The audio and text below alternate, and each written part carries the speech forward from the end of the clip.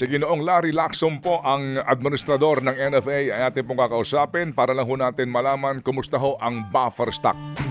Ang NFA, as we all know, dahil pa ho hindi po ho na lubusang na ipapatupad dito pong bagong batas na gagabay po sa regulasyon sa pamamalakad po sa NFA. Opo, ang kanila pong tungkulin ay buffer stocking sa panahon po ng kalamidad. Ginoong Larry Lacson, good morning po, sir. Good morning po, Manong Ted, DJ Chacha. Good morning po sa lahat. Opo, ang NFA nga po, hindi ho ba kayo nag-iimbak ng bigas para po sa buffer stocking sa panahon ng kalamidad, di po ba? Tama po yun, tama Okay, po. sige po. So, ang tanong po namin, ngayon pong naging sunod-sunod ang bagyo at kalamidad, kumusta po ang ating buffer stock, sir?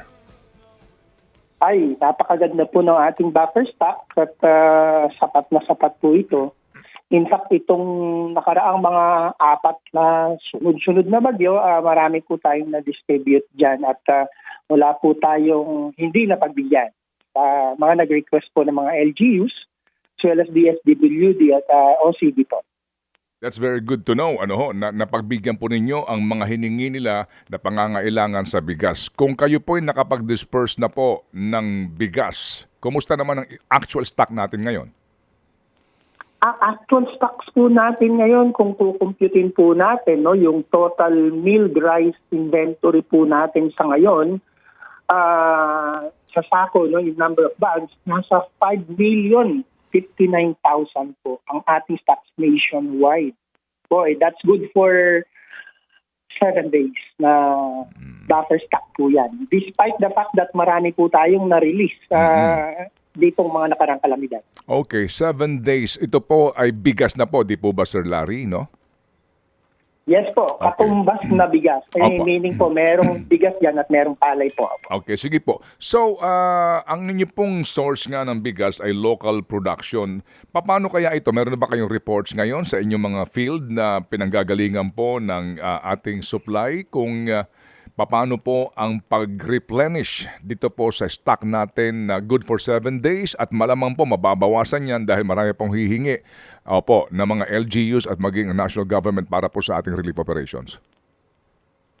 Ganito po, nationwide, hindi po tayo tumigil ng pagbili kahit sa kasagsagan po ng bagyo dito sa may Luzon, sa Mindanao at sa Visayas, patuloy po yung pamimili. Even here in Luzon, tuloy-tuloy po tayo sa alam natin yung ating mga magsasaka ay hindi naman hihinto sa pag-aani. Hahabulin nila.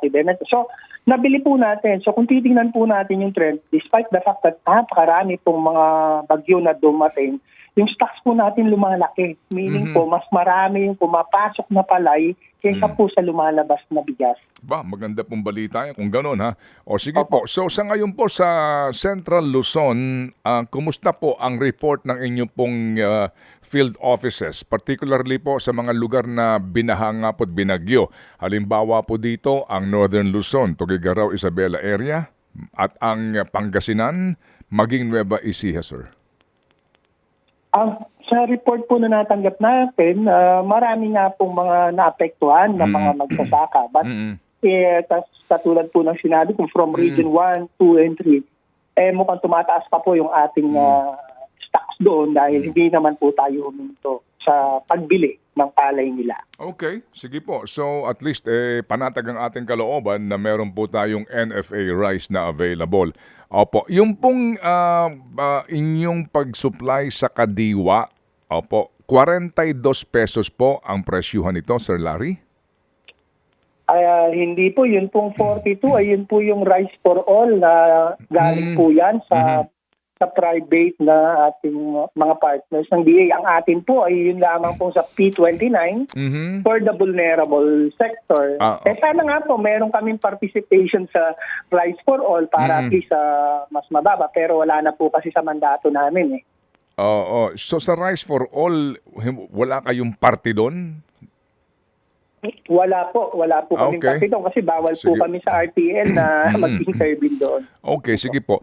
Ito pong pinamimigay ng DSWD na bigas, NFA po ito, sir?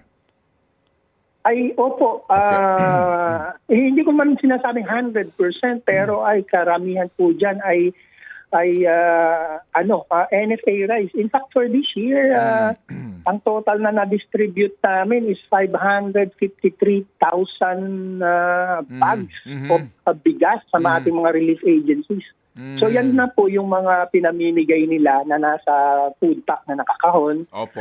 NFA rice po yan. Okay, yung pong card, alam niyo itong card? CARD? Hindi po tayo masyadong familiar sa card. Opo, Pasensya na po. ito yung cash and rice distribution na sistema na pinamimigay din po na bigas sa iba't ibang mga distrito. Alam niyo ho ito? Hindi po. Okay. Wala po tayong idea po dyan. Sige po. Sir Larry, salamat po sa inyo pong panahon at maganda po ito at masiguro ho natin nga na meron po tayong sapat na buffer stock supply para sa pangangailangan po ng mga biktima ng kalamidad. Salamat po, Sir Larry. Maraming salamat din po at magandang umaga po sa lahat. Thank you.